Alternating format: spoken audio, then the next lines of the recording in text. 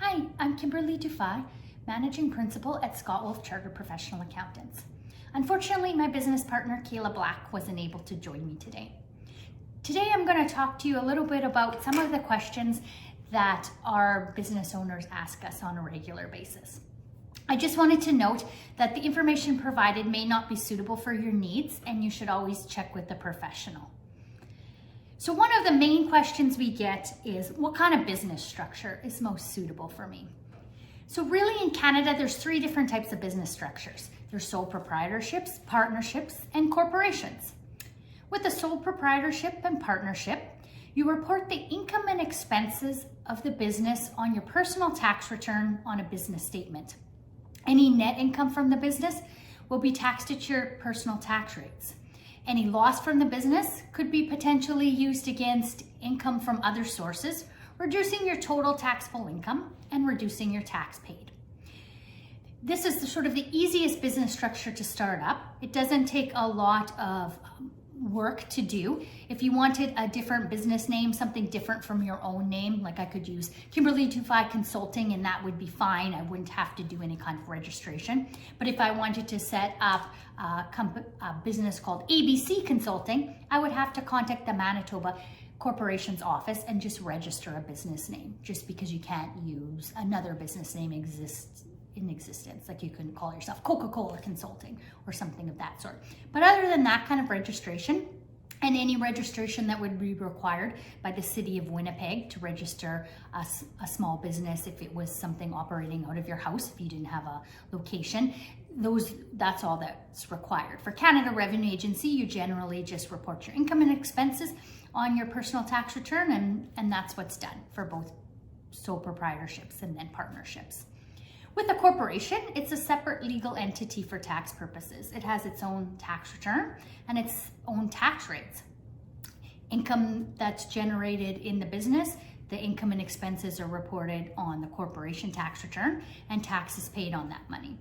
The after-tax money now, if you were to withdraw from the corporation, you would pay tax on the amount that you withdraw on your personal tax return.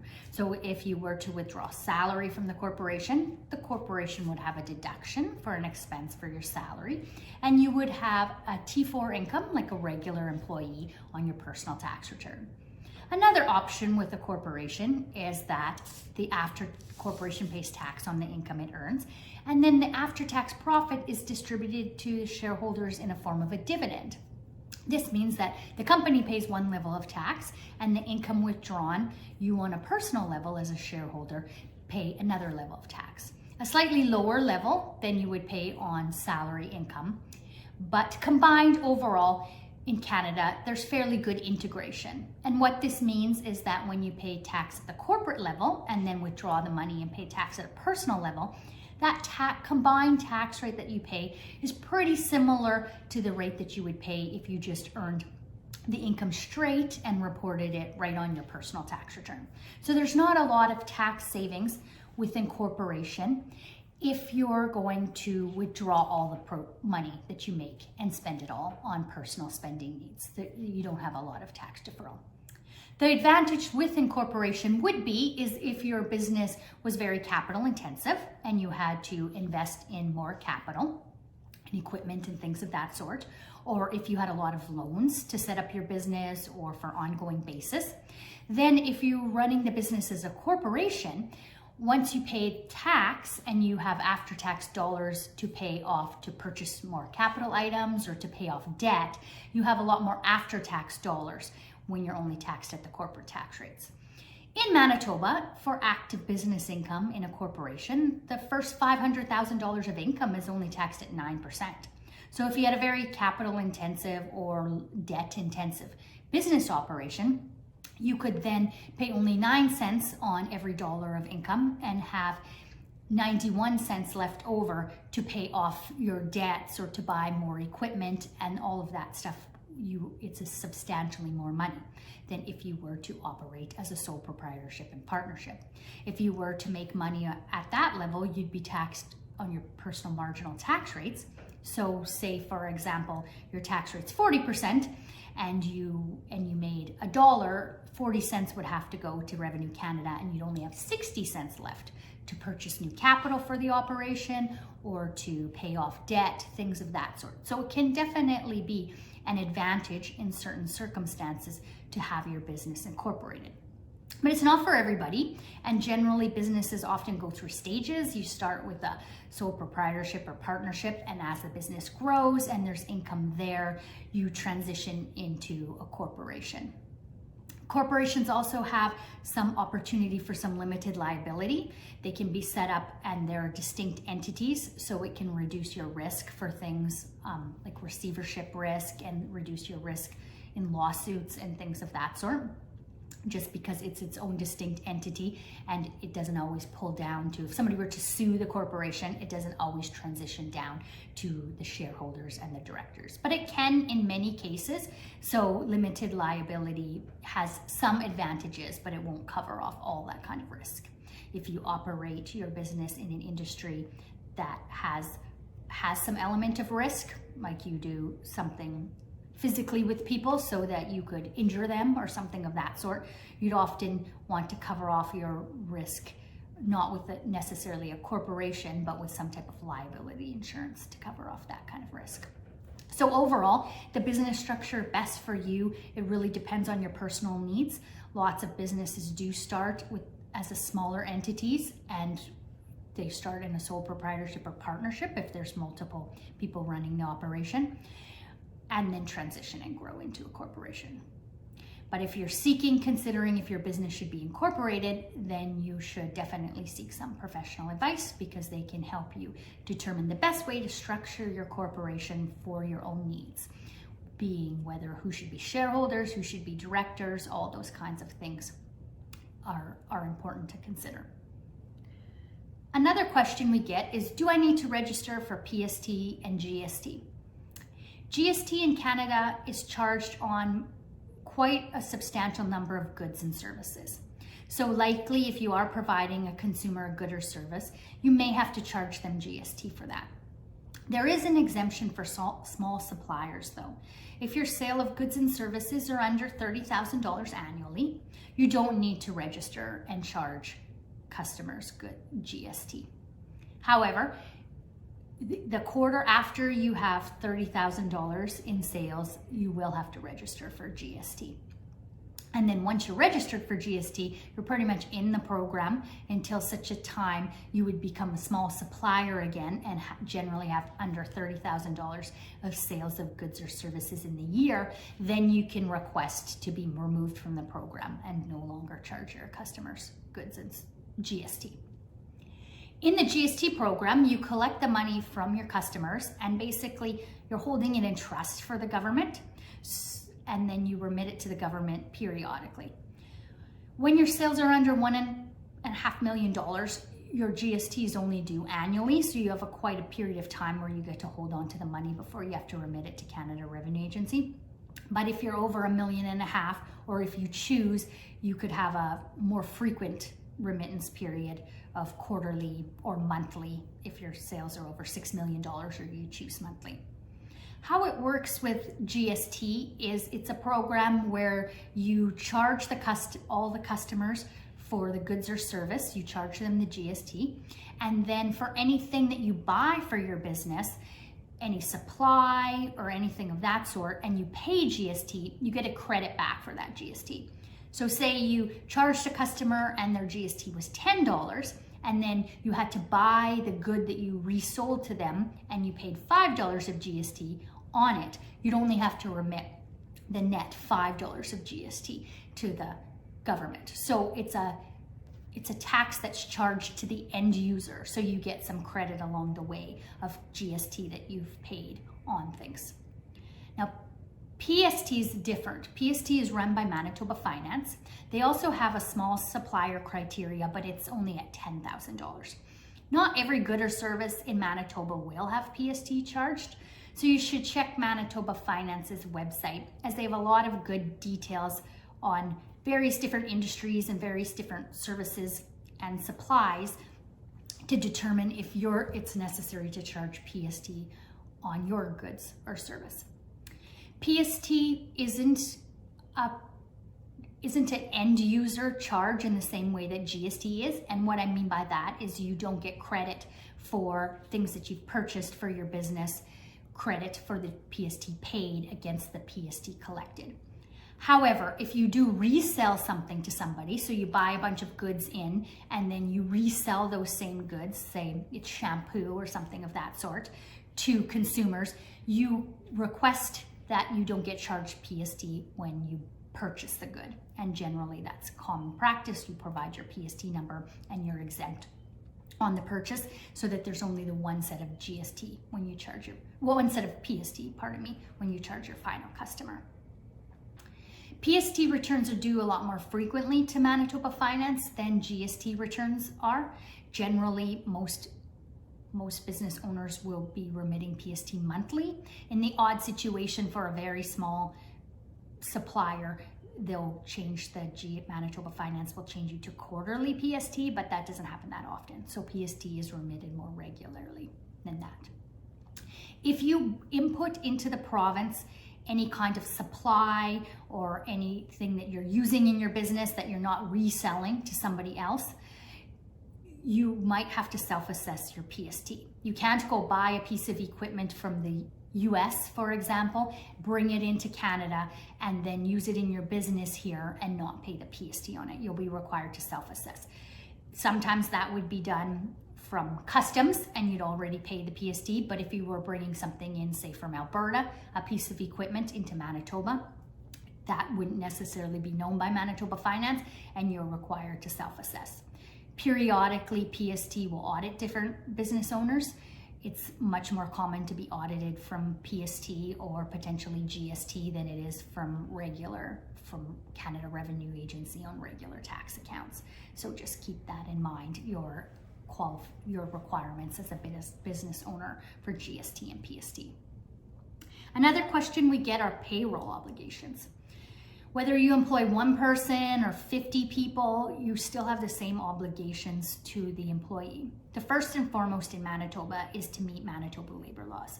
If you have employees outside of Manitoba working in other jurisdictions, you need to consult those jurisdictions for what your labor law requirements are. Generally, across Canada, the labor laws in place are based upon where the person works, not where their employer is. So if you have employees in Ontario and your offices are here in Manitoba, you have to be in line with Ontario labor laws, which are very different, can be different in many areas than Manitoba labor laws. So that's on that side of your requirement as an employer. You're also required to collect from your employee CPP and EI and tax withholdings. If you're not using any kind of accounting software, that you have a payroll module that you can run paychecks through, you can use Canada Revenue Agency's online calculator to help you calculate these amounts. You're required to withhold these amounts and submit your corresponding contributions as well. As an employer with employees, you have to match the CPP contribution and then also pay your contribution to EI, which is 1.4 times the amount of the remittance of the employee. So it's a bit higher. You're required to legally required to remit those as well. You hold all of these monies in trust for the employee and you have to remit them to Canada Revenue Agency the 15th of the month after the month they were incurred. So if they were payroll for January, you'd have to remit by February 15th. There are large employers when you have large payroll, you have to remit more often than that, but generally for most small business owners, the time frame to remit is the 15th of the month following when they collect the payroll. However, if you've been determined that you have to remit more frequently than that, then you need to look at those guidelines and make sure you're abiding by them. Payroll is very punitive if you're late. Canada Revenue Agency starts charging you a substantial rate of penalties the day following the day that payroll's due. So it's definitely an area where business owners need to stay on top of, because the fees and penalties and interest can rack up very quickly when you're late on your payroll remittances. So it's something to really be cognizant of. As well, you have to be aware that one of your requirements as an employer is to provide your employee a pay stub that includes year-to-date amounts. And this is something we see small business owners often miss. They provide a check, and maybe the details of the check will say the pay for that period of time, the CPP, EI, tax, but they won't provide any year-to-date amounts, and you are legally required to provide year-to-date amounts. You're also required to provide people record of employment on termination of their employment. So if they quit, if you lay them off, if you fire them, whatever the case may be, within 5 days after that event, you're supposed to be submitting a record of employment to Service Canada. Historically, these were done on a triplicate kind of paper form, but now CRA has moved to, Service Canada and CRA have moved to an electronic version, which we would recommend most employers sign up for. You can do it through My Business Account and those kinds of things. And it has a bit of a detailed process to get it actually set up electronically. But once you do, it really simplifies the process. It does a lot of the calculations for you, so it makes it a lot easier to make sure you're filling it in correctly, because it is a legal requirement that you're for. If an employee does leave, you are required to provide them a record of employment, even if you only ever had one employee. And a question that people ask a lot, which is a complicated area of tax, is can my business own my vehicle? Should my business own my vehicle? And for sole proprietorships and partnerships, they aren't entities in and of themselves, so they legally can't purchase a vehicle or own a vehicle.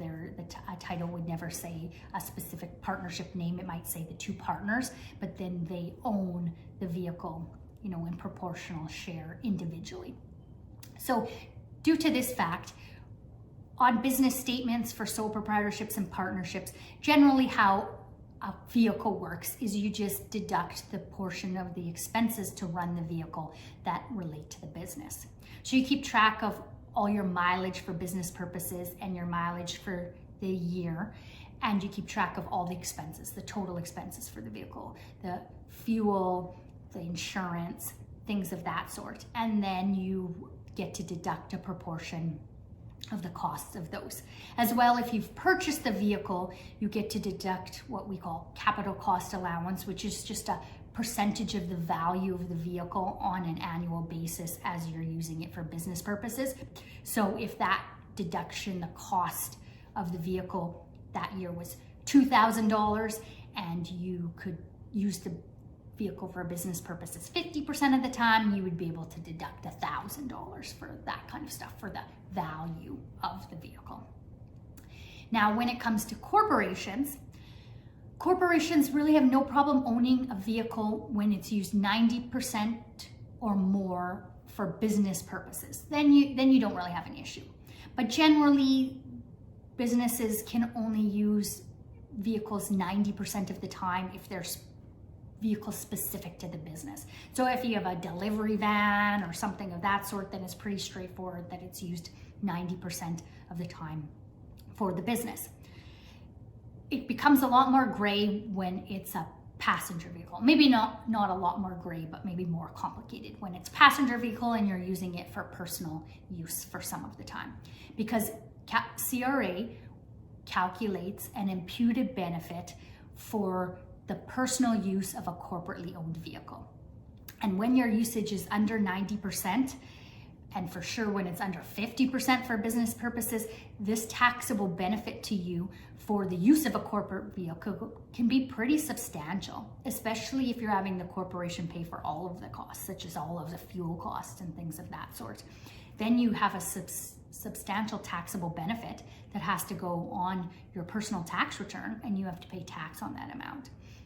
And mathematically, looking, depending upon what kind of vehicle, how much it's worth, how much you drive it personal, how much you drive it business-wise, it often isn't really beneficial to have a corporation own a vehicle if it's not a vehicle that can specifically be for that business. So in a farm, it's pretty easy to have a farm truck that's mainly used for farming and things of that sort, but a passenger vehicle, it's difficult to make a case for that why the corporation should own the vehicle and why it's not really mostly used as a personal vehicle.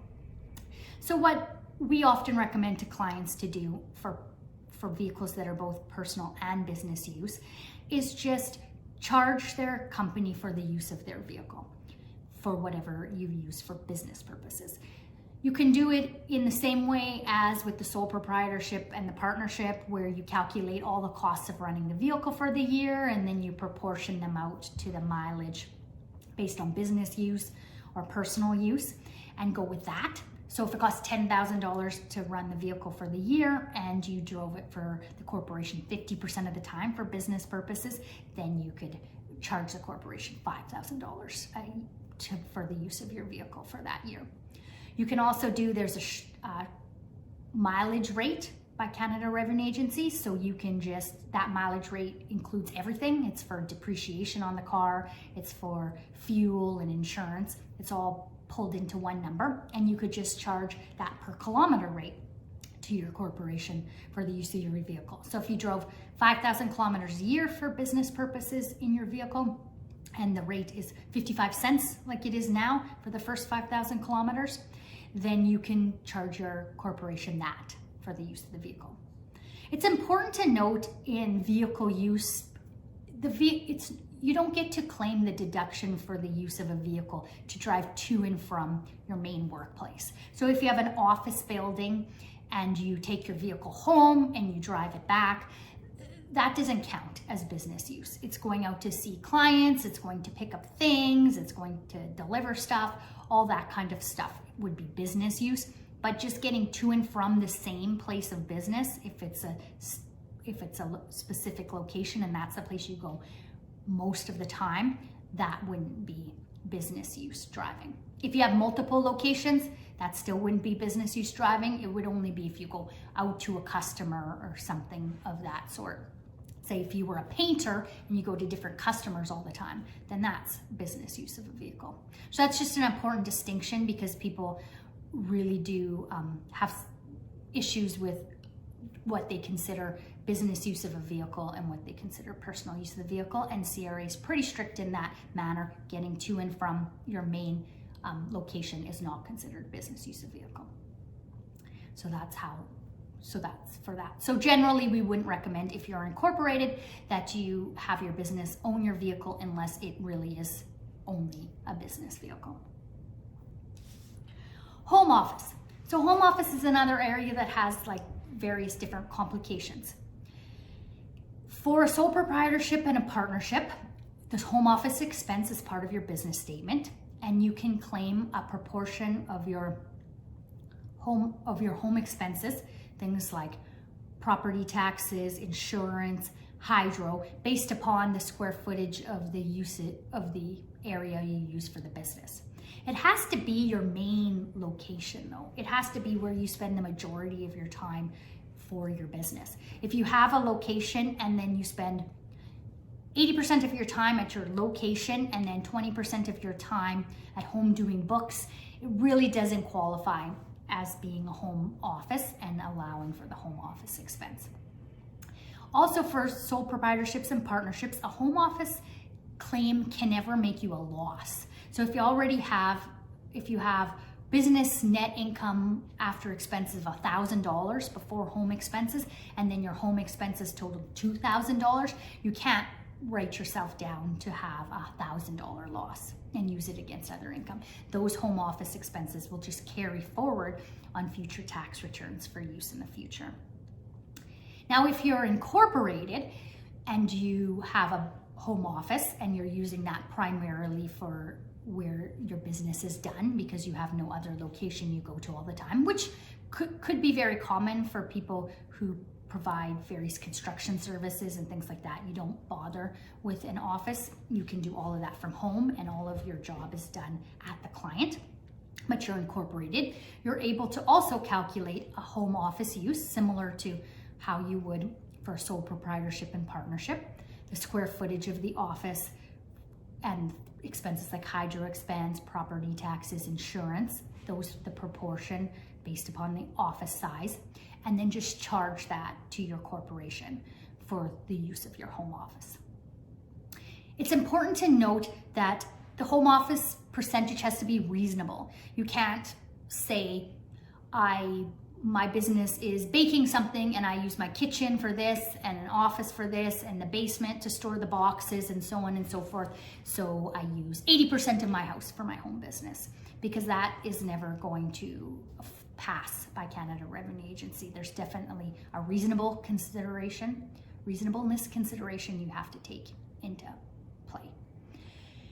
With these times with COVID, it's changed a bit for home office expenses for employees. Historically, unless an employee was commission-based and their employer filled out a form that declared them having to work from home and all the stipulations that were required, there wasn't a lot of deduction for a regular employee for a home office. You could take a square footage percentage of hydro, basically. It was fairly limited. And if you were a commissioned employee, you could take a square footage of hydro, insurance, property taxes, and maintenance. But that's about it. You didn't get to take mortgage interest or anything like you would if you were operating a business, if you were self-employed. But with COVID and more people having to work from home for the last year, Canada Revenue Agencies tried to make it a little bit easier for people to claim a home office expense and not have to require all the same paperwork from their employer declaring that they needed a home office and why they needed a home office and so on and so forth. It also didn't have to be your primary office, because some people went to work a few days a week and stayed home the rest of the time a week, which wouldn't really allow you a deduction for a home office historically if it wasn't your primary principal office. So they've allowed a $2 a day amount and up to a $400 claim. So you can calculate all the days that you worked from home. It's supposed to be like majority at home, but over 50% of the day at home seems to be what they're declaring will count over all the days that you worked from home this last 2020, and then claim an expense up to $400. You could also go the itemized route, where you'd have to itemize your expenses and you'd have to get your employer to fill out a form that says that you had to work from home and what kind of expenses you incurred. Historically, the expenses for regular employees, like I said, was just pretty much a percentage of hydro and maintenance. But it looks like Canada Revenue Agencies expanded the definition to be more similar to commissioned employees, where you would get a proportion of insurance and a proportion of property taxes, but you still don't get a proportion of mortgage interest. So likely, mathematically, it would be difficult to say for sure, but likely the $2 a day with not needing much proof other than a checklist of the days that you worked the majority from home would be a better deduction anyways. If you choose the itemized route, you do have to get the paperwork from your employer, and you do have to keep all the receipts for up to 7 years if Canada Revenue Agency asks to see them. And working from home leads to another question that a lot of people ask us about, is cell phone use. So generally with Canada Revenue Agency, it's always been kind of complicated with cell phones. Obviously, we all recognize that cell phones are used a lot more for other things than just the phone, and people probably don't even use it for the phone anywhere near as much as they use it to use the internet, to send text messages, to do email communications and things of that sort. It's kind of like your computer in your pocket. But the challenge has always been that Canada Revenue Agency really only wants you to deduct the proportion of use of your cell phone based upon your telephone logs. So if you can prove that your phone calls, 50% of them are business purposes and 50% of them are personal, then you could pretty much substantiate a 50% deduction on the cost of your cell phone, like the monthly fee that you're paying to Rogers or MTS or whatnot. But it gets more complicated if your cell phone's primarily used for other things, such as internet use or emails or texts or something of that sort, and your phone calls are mainly only personal calls, then it presents a challenge to kind of prove how much of your use of your cell phone is business purposes and how much of use is personal purposes. If you can prove it's business purposes, then by all means, those would be kinds of expenses you would deduct. Now, working from home, employees are going to have more opportunity for this deduction as well, as long as their employer will fill out the form and say, yes, I require them to have a cell phone, or I require them to commit a long distance plan or something like that on their home phone, because now I need to transfer calls to them and they need to call clients or call customers or whatnot from home, and that's a requirement. Then there's a justification that you could deduct a portion as employment expenses of your cell phone costs. It really depends on how much you can prove was employment use and how much was personal use. And as always with Canada Revenue Agency, you need to keep the records and keep them for 7 years. Another thing business owners ask us a lot about is record keeping. Initially, when you start off your business, you might just be using a paper logbook or something pretty simple like that, or even maybe handing an accountant or H&R Block or something like that, a box of receipts. As time goes on, this becomes really inefficient, and as your business gets more complicated and you're requiring to remit things like payroll and GST and PST, we recommend business owners consider looking into some kind of accounting bookkeeping software. You could start off with something as simple as an Excel spreadsheet, because at least then you can put different columns for different expense categories, and then at least you can add up the whole column together and go line by line, maybe month by month for expenses. But as your business grows and grows, and as you run out of time to spend a lot of time on these kind of record keeping things, we recommend clients look into getting some kind of software. Like QuickBooks is a really common one for small business owners in Canada. It has a variety of different versions. For a very simple business that's a sole proprietorship or partnership, doesn't need as much detail in balance sheet items and things of that sort, because you only have to report your income and expenses to Canada Revenue Agency. But a corporation needs a more robust accounting software, because you're required to report all your balance sheet items, so your cash and your assets and your liabilities and all those kinds of things are required to be reported to Canada Revenue Agency along with your income and expenses. So it takes some work to keep track of that. So often a software such as QuickBooks is one of the more common ones, or you could try with Quicken, which is a free one, or you could try with Wave apps. Those kinds of things help you with your record keeping. As time goes on, we always recommend business owners evaluate whether they need somebody else to do these kinds of things for them, if they need to hire a bookkeeping company, or even if they need to have other person inside their office, an office administrator, to work on their books for them, because they need to focus on the business, running the business, growing the business, the things that are their strengths and the things that make the business make money, and spend less time on bookkeeping things. So lots of different technology, at least when you're starting out, can help you not spend so much time on those. And as you grow, you can look to see if you should add somebody else to the mix, an external bookkeeper or an internal bookkeeper, just to keep your business going. And one last thing just to talk about before we go is that over the last year with COVID, the government has introduced a variety of different measures available to taxpayers as well as business owners. There's a couple plans I just wanted to talk about that are available to business owners that maybe you should be aware of if you aren't already. The first one is the Canada Emergency Business Account, CEBA. This account is a loan provided to the business owner, an interest-free loan. Initially, the loan was $40,000, and it's been increased by $20,000 to $60,000. So what's available is a $60,000 interest-free loan to December 31st, 2022. And thereafter, the loan would convert into a 3-year term at 5% interest. If you're able to pay off the loan for December 31st, 2022, the government says that for the first $40,000 of loan provided, they will forgive $10,000 of that loan. And then for the second $20,000 provided, in many circumstances, they'll also forgive $10,000 of that loan. Possibly not in all circumstances, because there is a financial hardship criteria.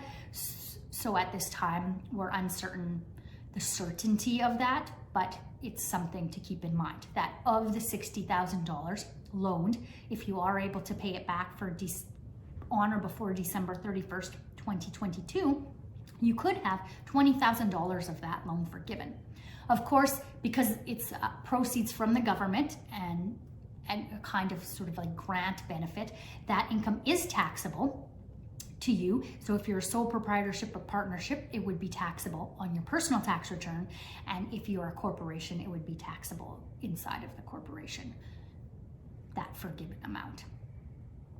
Another program that it seems like not as many employers are aware of maybe than should be, possibly because if you were closed, your business was closed for a period of time, you let people go and they collected CERB and that kind of, or maybe EI and those kinds of programs.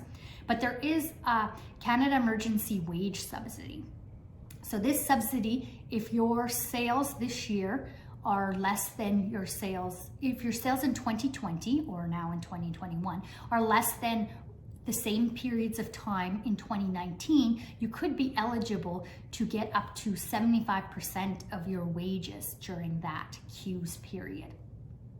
So it's a pretty substantial benefit. And because it's looked at on a month-by-month basis, and some of the calculations for some of the CEWS periods look at 2 months, so you might have been down in income revenue year over year in 1 month, like October, and not been down year over year in November, but you'd be able to collect CEWS for the October period and CEWS for the November period, just because of the way the calculation is. So it's kind of a complicated calculation on Canada Revenue Agency's website under the CEWS, Canada Emergency Wage Subsidy. There are some calculators, which are Excel-based, that you can use to fill in the information about your revenue sales year over year for comparison purposes to help you determine if you're eligible for CEWS, and then you can finish the process if you are and provide the payroll information and collect your CEWS benefits. But overall, we feel like it's something business owners should look at, especially if your business was one where for a period of time here in Manitoba, you had to close your doors. Often the period where you came back and reopened because of the loss of revenue in the prior month because you were closed. So you had 100% revenue difference between 2019 and 2020. You would then qualify for CEWS for your payroll for that period. So it's definitely something to look into. They've closed the first 5 CEWS periods. So they've closed up until, I think the date ended August, payroll in August, but any time in the fall, and as Manitoba obviously has been was closed here for many businesses in November, all the way until like a week ago, and some businesses are still closed, is definitely something to consider because it could help you supplement your cash flow to maybe if your business can only operate at 25% capacity, you could pay employees more than just what they'd earn at 25% capacity, or you can be able to get employees back if they're finding collecting on the Canada Recovery Benefit better, which is the new replacement for the CERB, than coming back to your operation. Just something to consider and something we think that it would be beneficial to look at. So that's all, and thank you for your time. Take care.